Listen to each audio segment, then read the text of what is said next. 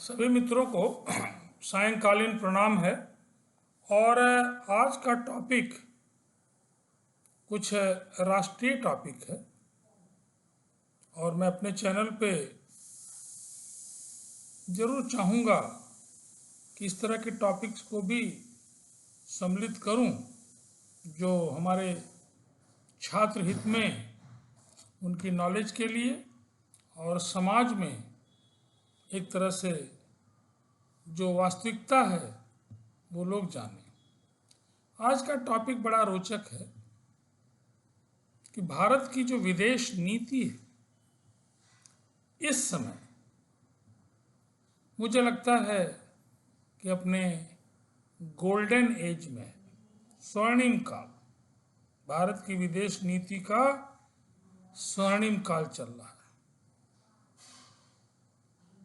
जैसे चंद्रगुप्त मौर्य के आने के बाद मौर्य डायनेस्टी में ये हुआ कि घनानंद के बाद चंद्रगुप्त मौर्य के राजनीति में आने के बाद देश में स्वर्णिम युग की शुरुआत हुई थी। वही हाल है आज की विदेश नीति हमारी जो है, और उसमें भी खास करके जो विदेश मंत्री हैं, मौजूदा विदेश मंत्री की तमाम क्रियाकलापों को, उनके तमाम नीतिगत फैसलों के, विदेशों में उनके लोगों से मिलने के अंदाज, उनकी बॉडी लैंग्वेज निश्चित रूप से अद्भुत है। जितनी तारीफ एस जयशंकर जी की जाए वो कम है। कह सकता हूं कि आज के समय में देश के नगीना है। अभी पाकिस्तान विगत दिनों में उनकी यात्रा पूरे विश्व की निगाह थी कि एस जयशंकर जी क्या बात कर रहे हैं। और वहाँ के विदेश मंत्री ही नहीं, तमाम फोटो साझा हुई है। वहाँ के प्रधानमंत्री जो हैं उन्होंने जयशंकर जी के साथ इंटरेक्शन किया है, हाथ मिलाया है, उनके स्वागत में रहे हैं। और विगत वर्षों में जो भी नीतिगत फैसले हुए हैं, इतनी स्पष्टवादिता के साथ और निर्भीक विदेश नीति हमारी कभी नहीं रही। चाहे आज कनाडा का केस हो, चाहे यूक्रेन का केस हो, चाहे रशिया की बात हो, चाहे अमेरिका की बात हो, पूरे विश्व में जो ग्लोबल सिनेरियो है उसमें आप देखेंगे कि प्रधानमंत्री जी का बहुत बड़ा जो विदेश नीति के लिए भार उनके ऊपर था, वो निश्चित रूप से अपने कंधों पे बहुत हद तक विदेश मंत्री ने ले रखा है।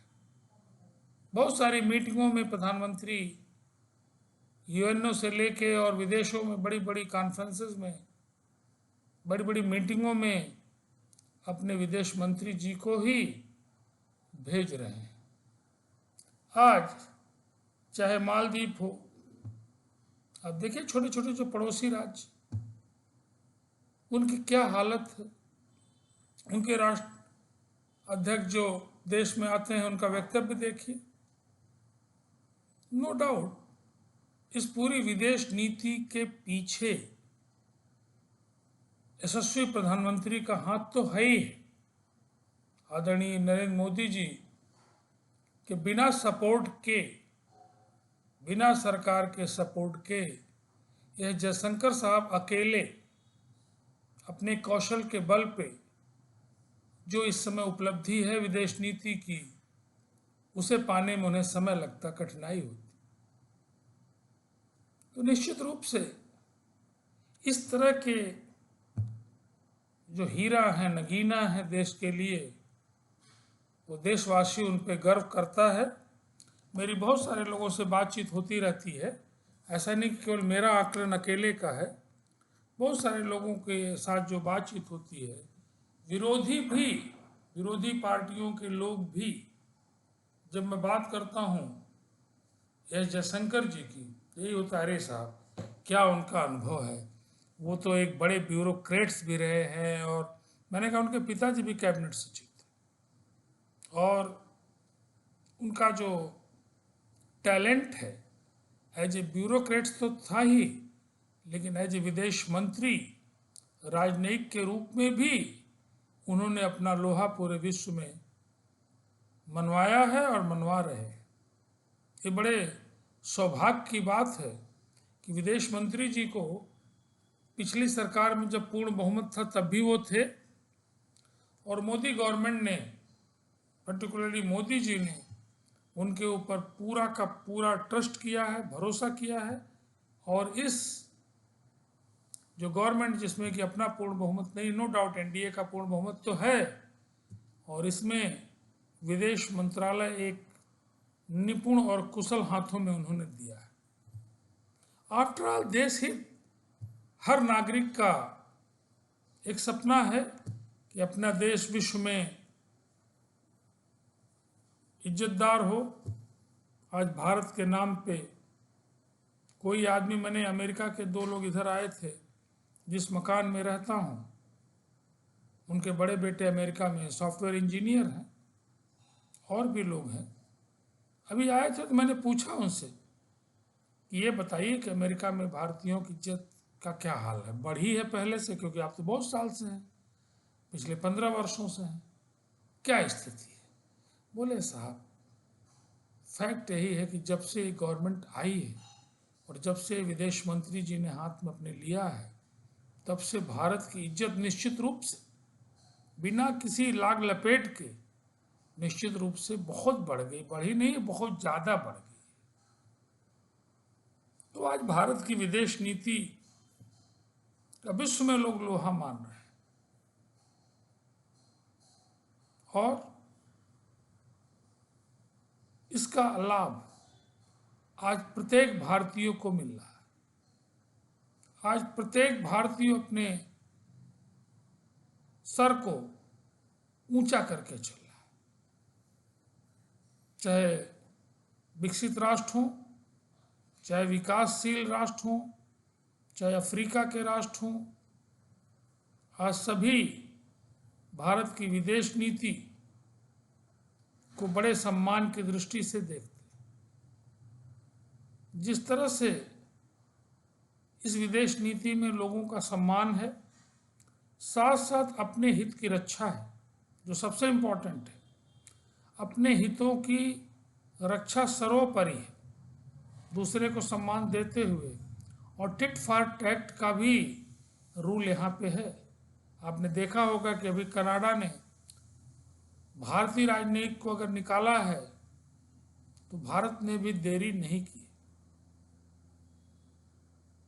2 टूक शब्दों में, बिना लाग लपेट के, बिना दबाव के, जिस तरह से आज विदेश नीति चल रही है, उसकी जितनी तारीफ की जाए कम है। और इसके मुख्य पात्र प्रधानमंत्री जी तो है ही हैं, लेकिन इनके मुख्य पात्र निश्चित रूप से आदरणीय जयशंकर जी हैं।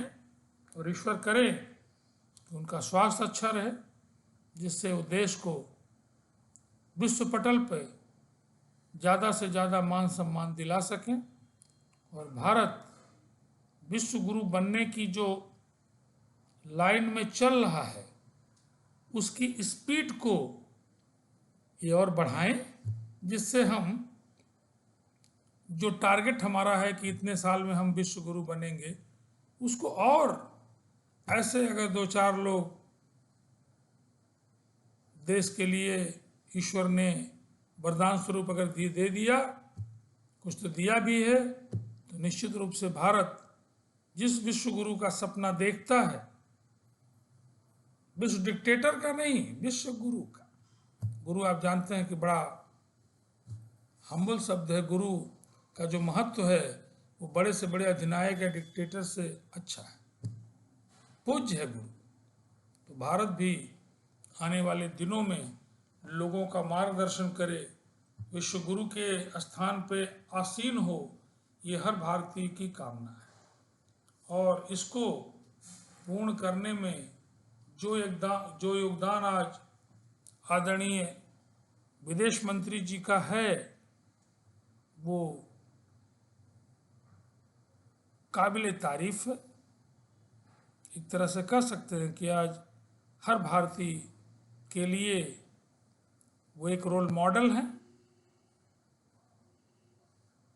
तो निश्चित रूप से पुनः एक बार उनके दीर्घायु, उनके स्वस्थ रहने की कामना करते हुए मैं इस वीडियो को समाप्त कर रहा हूं। और आप सभी लोग इसको ध्यान से सुने। और बहुत सारे एक्टिविटीज़ इस समय हो रही है विश्व में, उसमें आप देखेंगे, आप स्वतः जब मूल्यांकन करेंगे विदेश मंत्री का, तो आपको लगेगा कि बहुत दिनों बाद भारत को एक ऐसा नायाब विदेश मंत्री मिला है। ये प्रभु की कृपा है। तो बहुत बहुत धन्यवाद आप सभी को सुनने के लिए। पुनः एक बार सबको प्रणाम मेरा।